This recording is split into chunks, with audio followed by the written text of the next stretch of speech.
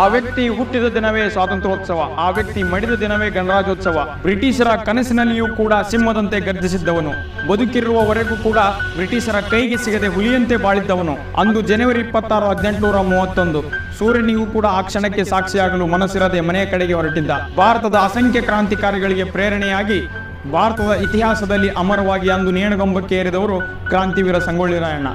ಜೈ Rayanna, Bharat ಮಾತಾ ಕಿ ಜೈ.